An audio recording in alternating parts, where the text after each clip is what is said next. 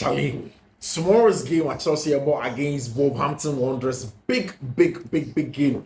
And at Chelsea, about away at the Millennium Stadium. It's a big game. A huge game at Chelsea about away at the Wolverhampton Wanderers. Chelsea definitely have to win that match. And of course, off the back of Viega said in the first game at Chelsea boy against Manchester City, Chelsea had very good performances, controlled large parts of the game, created some very good chances, held up to the ball better, was the better team by a large part of the game.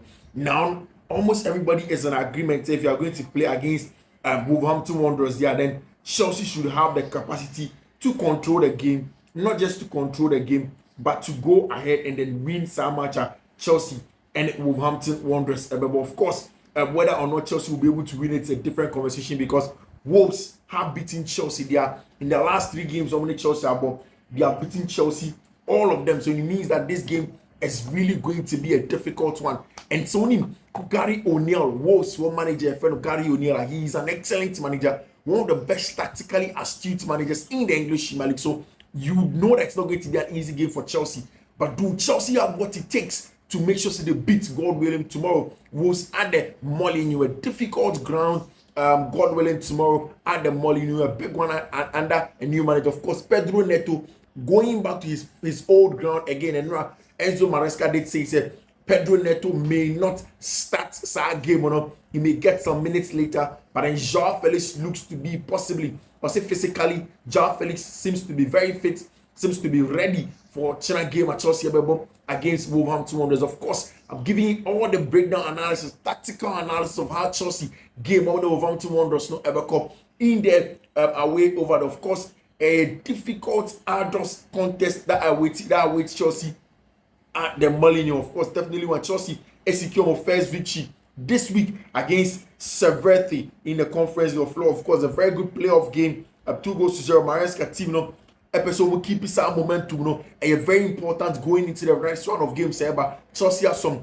good games that they can manage going on. But Gary O'Neill Wolves a stubborn side. But just before I get into that, and of course there have been games so about Bayern, of course Dortmund have played Bayer Leverkusen. There have been FC Bayern München, FC Bayern Munich, Barcelona, Ashton game. Arsenal in the English Premier League have been very good over there as well. Of course, let me start with my friend FC Barcelona. 2-1 away at home actually against Athletic Club de Bilbao. Of course, 2 games Barca, and we need 2 matches now, 6 points. Barca, I said 4 goals are considered just 1, and then the 3rd goal for Brentford friend Robert Lewandowski. In fact, when the season started, me catch Richard Owenshaw said it looks as if said this may be the season of resurgence for Abrantia, your friend Robert Lewandowski. And in the 2nd game running, he has proven to be very monumental for Barcelona. He has gotten the 2 goals in the first game and 1 goal in this game after Abrantia friend Lamine Yamal be the scoring for FC Barcelona. Very important one. Of course, game we were starting, the bigger question was going to be Nico Williams went in joining FC Barcelona. Was he going to go and then head FC Barcelona? But I think if you watch the game, Jules Koundé was very important for Barcelona. Controlled the back very well. Was very good in 1v1 situation. Dictated the pace of the game. Everybody who probably haven't watched Marc Casado and Bernal and Marc Casado over after so much match, begin to accept how good they are. And of course, Fermin Lopez. Barca have some excellent crop of players from the La Masia that really are holding the fort at FC Barcelona. It's on the 24th minute, and then Lamine Yamal shared the first goal. Sanchez, and then fourth for the 2nd minute, and then 1-1. Then Abrantia, a friend of Robert Lewandowski, and then 2-1. Of course, Daniel Olmo didn't play. He replied to Lamine Yamal goal celebration. Not sure Vesca Barca +3. I was showing him, of course, Robert Lewandowski. Then so I can say +3 all on him, and Ansumani. Hansi Flick has been saying some good stuff about the players and how good that they were. Of course, everybody knows the physical condition of Ronald Araujo and Abrantia, the friend of Lewandowski. This is a game that Walker Abrantia friend Pedri Gonzalez. Pedri, our team and Hansi Flick said, could this be Pedri's season? And Hansi Flick said, yes, physically. Hansi Flick has really brought Pedri onto different levels. He has grown him. He has made him a better midfielder. Very good number 10 in that whole creative ability. Also without the ball, Pedri works very hard for team and friend FC Barcelona, and that's exactly what he is doing. Definitely, say if Pedri is on form, if Gavi is on form, if Bernal, Casado, Fermin Lopez, the boys from the La Masia together with Dani Olmo, then Barca are definitely going to go place. Of course, this is a game that Alejandro Balde also started, an important player on as fullback for team and friend Barca on the left hand side, with Jose Koundé on the other side. The La Masia boys keep on bailing out Tima Yefromo Barcelona. Of course, Pau Kubasi proved to be also another important player. And Ernesto Valverde did say we wanted to stop Barca to play out from the back, but it was almost impossible because Pau Kubasi didn't miss a single pass. And of course, the ball playing ability of our branch friend Pau Kubasi, breaking the lines from the back, dictating the pace of the game from the back, making sure that he finds the right passes in the right angles. And trust me, people aren't talking so much about branch friend Pau Kubasi because there is a lot of talent in La Masia, but definitely Pau Kubasi deserves a lot of mention. Of course, Anti-Flex, I'm sure that Jules Koundé will have a great game in there, and of course, he has won it against Abrantia, your friend Nico Williams and Pidy. It was Abrantia, your friend Jules Koundé, and Abasa Fono. Of course, Makani several times, if you leave Jules Koundé 1v1 against any winger in the world, he can hold his own. And against Nico Williams, he really did hold his own. In fact, in the Euros, when he came up against these two boys, it was a torrid moment for him. But I think that against in this game, Abrantia friend Jules Koundé has really held his own in there. Did you watch Arsenal Football Club? Charlie, if you watch Arsenal and you look at how good they are, I think that Arsenal's best attribute of OOP, what we call the out of possession, OOP. It's a team in any ball now, what they do without the ball, how they press, how they go into a low block, and how hard they work without the ball. Arsenal last season lost 2 games against Tima, your friend Aston Villa. Unai Emery was very, very tough against Team, my friend Arsenal. They made it difficult for them to play. But you watch the game today, and essentially it was Arsenal's job without the ball. And I even tweeted, said, if you look at Arsenal, they have been a little bit rigid. Our games normal bowling. They have been a little bit rigid in recent times, and it was their out of possession shape. Anytime that Mikel Arteta's team will move forward, or the rest defense was excellent. Julian Timber, William Saliba, Gabriel Magalhaes were cheering, and of course Benjamin White. There was enough creativity from out wide in Gabriel Martinelli, Bukayo Saka with pace in transitions now, and then having Odegaard behind them, Thomas Partey sitting in the hole to dictate the pace of the game, and then having up top now, having Kai Havertz leading the lines. I think the Arsenal largely had it. Of course, they had some issues coming against other physical specimens, BTC Amadou Onana, any Abrantefen, Euro Telemans, and John McGinn, and when but then I think Arsenal were a very good team because of their out of possession. Declan Rice, a very good space eater or ground eater. He covers a lot of space without the ball. He runs back, win possession, and then controls the game very well for Arsenal Football Club. And I think that he did it largely very well today at the Villa Park. And Arsenal got their first win in 3 attempts since the last season against Team My Friend Villa. Of course, it's a very good win. It started from a goal of a branch friend Leandro Trossard. Trossard encompasses the importance of having depth in your squad, quality in depth in your squad, and that's what Leandro Trossard is. Came off from the bench, finds himself from that left-hand side, cuts in, gets into the 18-yard box here, slots the ball into the far bottom corner of our branch friend Amy Martinez. It is the celebration for me. Leandro Trossard decides not to celebrate one should be in him. He just goes straight and then make sure say Obedi and Komo and then go and do the job for Abrantia, for Tima, your friend Arsenal Football Club. So of course, Leandro Trossard went into that game, dictated the pace of the game, got that all-important game goal to open up the game for Tima, your friend Arsenal Football Club. Arsenal in 2 games, first 2 games, almost Wolverhampton Wanderers. In our first game, in our second game, they dictated the pace of the game against a very difficult side, a side that they lost 6 points to last season. Aston Villa getting their first win. Of course, the importance of Davide Raya in the Arsenal team today was there for everybody to see. 2 rebound saves, very active, getting into games was a very good one. And Abrante felt Davide Raya was important for Arsenal. He was the man of the match. And of course, Mikel Arteta, LED charge, with the players. Bukayo Saka is now one of the players with 100 wins, 22 years old in a league with Abrantia, your friend Wayne Rooney, any other top players in there. But of course, I did love Viega and how good he was on the ball. He was quality, played some good stuff on him. And the second goal was scored Abrantia, the friend in the Arsenal for dictated the face of the game. Of course, Abrantia, your friend Calafiori did come on. Thomas Partey getting that second goal for Arsenal. Of course, it's a big season for Thomas Partey. 1 season left on his contract, but started this game for control, and then Arsenal had exactly what they wanted in Thomas Partey to control the game, and Arsenal winning that game away at the Villa Park. Of course, Manchester City did play against Ipswich Town. 4 goals to 1. Ipswich Town, Eddie can't watch their first goal, and a Mancity phone say, "It will hold my beer for me. We'll show you how it's done."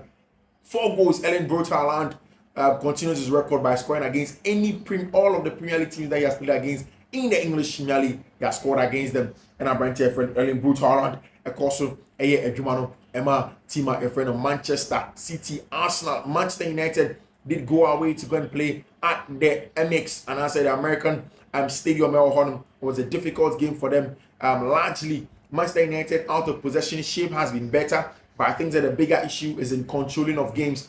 They were able to manage the game better, especially when the game was dying out. And from a very good header from Branty friend João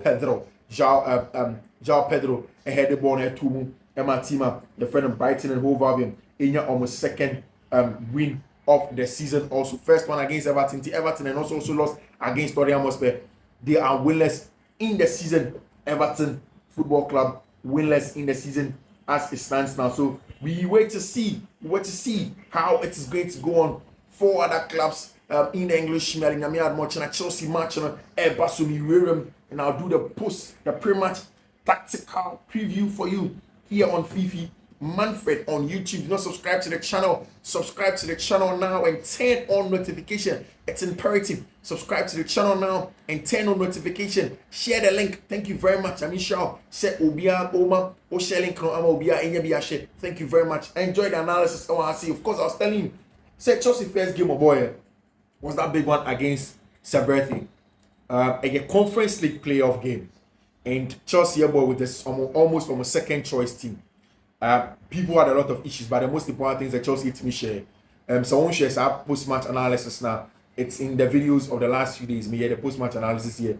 Go back and watch Chelsea versus 70 post-match analysis. How Chelsea used Renato Viega to invert into the middle of the park to try and get some semblance of control. There were issues of intensity and at Chelsea inside game against Severity. Now, Omo Kwakoba against Wolverhampton Wanderers in there. We are looking at two main things: Chelsea in possession and then Wolves out of possession. So, see the tactical analysis. First one, Chelsea in possession, Wolves out of possession. I have the notes here. I'll run it through, do the analysis for you. Then you enjoy all the analysis that I have for you. First, Chelsea 4 in the defensive third. You analyze the game in every third of the field. First one, the defensive third. Starting with Chelsea's defensive third. One Chelsea, Ekitabona. I think that Oshe Arsenal last week game on boy against Wolverhampton Wanderers. On build-up, you see was the 4-2-4 high press, and that's what the Wolves were using. And the same press, and Pep Guardiola, Chelsea against Manchester City, Chelsea used you against Man City. Now, this is a press that prevents teams from playing through you centrally, because you have 4 teams pressing you up top. In fact, that is what even today Aston Villa used against Arsenal. You press with 4 players up top, especially when the ball is with either of the either the CCB who break the lines, or either of the outside centre backs when they have the ball. So they press you with 4. So it means that numerically, once you have 3 players at the back, when you form a back 3 and 2 come to form the 3-2 base over there, they are pressing with you 4 here. Then 2 stays on these 2 midfielders in the middle of the pack so that they can receive the ball and then turn and play for it. They prevent central progression. And that's what Wolverhampton Wanderers, that's exactly what they do. They do it very, very well. I think that they cause Arsenal a lot of trouble in the middle of the park in possession. When Arsenal had the ball, say Gabriel Magalhaes and William Saliba Nyabona, Wolverhampton Wanderers made it almost impossible for them to play through them centrally. It's the same thing that Chelsea tried to do against Manchester City, but Pep had a way to distort it. He used one of his 10s or one of his extra midfielders to pull some of the presses outright. So you realize that in the game at Chelsea boy against Manchester City, every time a Brentford friend Kevin De Bruyne would always drift to come outward, and when he did come outward, he pulled one of Chelsea's presses with him, and it left spaces in between the lines for him also. Now, if you're able to go beyond the first phase of progression, what Wolves again they say they go into a 4-4-2 mid block. Now in the 4-4-2 mid block, what you need is that you need a 3-1-6 fluid shape. Just Romeo Lavia sitting and then having 6 in on one last lineup to try and stretch them and then win the numerical battle. Like I said, it was a difficult thing for Tima, your friend of Wolverhampton, won for team my friend Arsenal. Anytime Wolverhampton Wanderers for ever pressure free in last week game on money Arsenal boy in the first game of the season. They made it very, very difficult for Arsenal. The ball kept on going back to David Raya. They kept on circulating the play. But one thing is important. Arsenal were very patient in possession. I think that Chelsea will find it difficult to get around our press with. Arsenal themselves actually say now a difficult press. It was impossible to manipulate Wolves' press, especially during the later stages of the first half. And that intensity are dropping. Arsenal intensity didn't drop in and not edging power. And Wolverhampton Wanderers were very, very good with that press now. And I think that's exactly how they are going to press against Chelsea, because they know that Chelsea are vulnerable. Chelsea just started playing in this shape. But for me, there's also opportunities to switch the game, to switch the point of view of the attack. Wolverhampton Wanderers look to congest the middle of the park, like I said, one half of the pitch, and the winger opposite ball side will be free for 1v on the fullback. There will also be opportunities through the switches. Wolves will look to congest the middle of the park, and Chelsea beat Mienya 1v1. So this is a game where Enzo Fernandez is going to be very important in the middle of the park to control the game for his switches and changing on the point of view of the attack outright. So whether it's going to be Nkuku, whether it's going to be Cole Palmer, Chelsea will need a 1v1 winger in this game against Tima, a friend of Wolverhampton Wanderers. I'm thinking that Noni Madueke, if he has done enough in the eyes of coach Enzo Maresca, he should be able to start. I think that in the middle third, Wolverhampton Wanderers will go into a mid-block 4-4-2 or 4-2-4 again.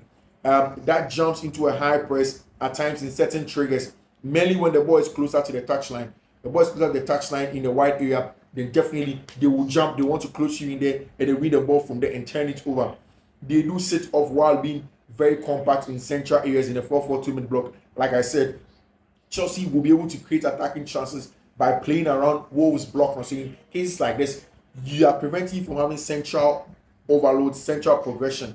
If Romeo Lavia is who we really think he is, he will get certain moments where he gets Chelsea out of the press like that and then play forward. If he's able to play forward, if you're not able to play forward, and that becomes difficult, Chelsea's option is to use going around the press, and that's what Manchester City did. They used Kevin De Bruyne, pull Chelsea outright, pull some of the press outside, send the ball outright, and then now began to switch the point of view of attack because the near side side now will also congest that area. If you're able to get a ball in that area, you switch the point of view, isolate your winger 1v1, quickly switching sides now. It's going to be very important. I think that's something that Arsenal did very, very well against Tima, your friend of Wolverhampton Wanderers. Anytime the ball went wide, Arsenal was looking to switch the point of view of attack, and Partey was very important in making sure that he retained possession.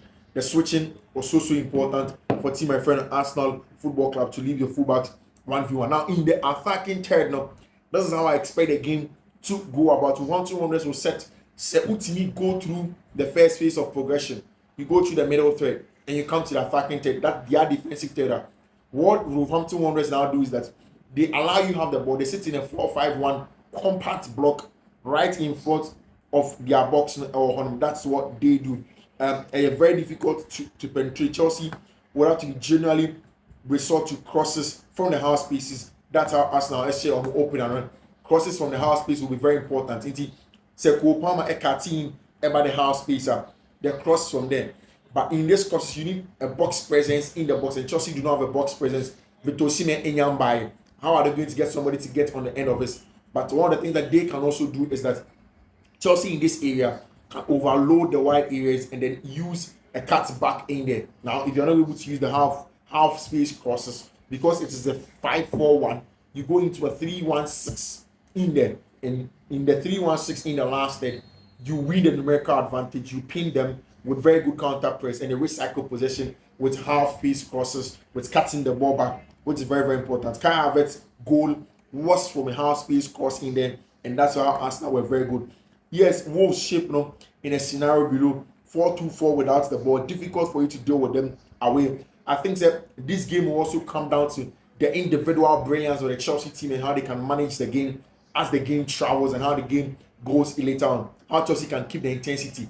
The press and counter press of Chelsea will also be very, very imperative in game. Be saying away the Molyneux. Medical can say Wolves manager Gary O'Neill, excellent manager. He knows how to control games. He plays very well. He knows how to manage games. He knows how to tactically set up his teams. When he can say he doesn't know exactly what to expect from Chelsea, but this is how he wants to press any team that plays out from the back. They sometimes try to play out from the back, but they do not exactly excel. So Wolves elbow for a chair. They are not so good in trying to play out from the back, and Chelsea's press against Mancity should be enough, and a counter press should be good. I think that overall Chelsea should be able to utilize the transitional threat when they win the ball, they ping the ball or they pinch the ball off Wolverhampton Wanderers and they transition the ball from defense into attack and attack the spaces. It should be quick, it should be direct, it should be direct in there, and then it should be one touch passes just so they can head steamer your friend of Wolverhampton Wanderers on the turnovers. But usually Wolves aiming for the long balls directly. Of course, almost striker friend of Larson, or 6'4", very dominant in the air and also very good to the feet. Right wing one might be a potential issue for Mark Kukurea, who is not dominant as an aerial figure, because one out wide, very physical, he's able to win. In the aerial duels on the out wide in there. I think that Chelsea will need to ensure that they win most of them aerial duels and that's what I'm thinking. So be to say Renato Viega will be important in a game like this, because Wolves will use Larson and then they will use Huang, who are very good in aerial duels. If you throw in this boy called Renato Viega, we saw it in a game against Saberthe. He was very good in those duels If Chelsea use Renato Viega as an alternative career, or it's possible to mitigate the issues of Wolves that throw against them. Nevertheless, Wolves look very susceptible most of the times I've watched him, especially in that game against Arsenal, in high turnovers, like I told you earlier. Chelsea can pinch the ball, and the transitional threat in the turnovers. Chelsea might look to course through intense pressing system. Jackson should look to press Jose Sa from the goalkeeper Jose Sa to make mistakes, who is also vulnerable to occasional mishaps. Ocean last season, most goals prevented in the 2023-2024 season. Neto in there, Jordan Pickford, Andre Onana, Emiliano Martinez, Arenat Moric, and Abate Jose Sa in there. Goals, boss, are very susceptible to making a lot of mistakes. I think that in the middle and final third, Wolves set up in a 3-2-5 when they are building up, just like Chelsea will do. Now again, Chelsea needs to be very, very good in the possession phase when they have the ball on their side of Rodrigo Gomez, who is a very, very good trickery 1v1 winger on that side. Somebody that they've replaced with a brighter friend Pedro Neto in their team. Generally, Wolves want to create a lot of chances from their wings now, and Chelsea should be aggressive to deal with that in that over there, because I think that Chelsea should be very, very aggressive with our press now if they want to be able to deal with team my friend Wolverhampton Wanderers. In my opinion, I think that ideally Chelsea lineup and Cole, Fofana, Gusto, Viega, Enzo Maresca has made it very clear to us that Abrante Feno, Robert Sanchez is going to be in post sale for the English Premier League. I want Caicedo, Palmer, and Kuku in there, because me game when me pay 1v1 wingers, that's a catch on. So I want Noni Madueke, still want Cole Palmer so that I can receive in between the lines. I would still want Abrantia. I want Romeo Lavia as the base. Have Abrantia friend Cole Palmer on the right hand side. Have Abrantia, your friend Enzo Fernandez on the left hand side. Play with Modric to start.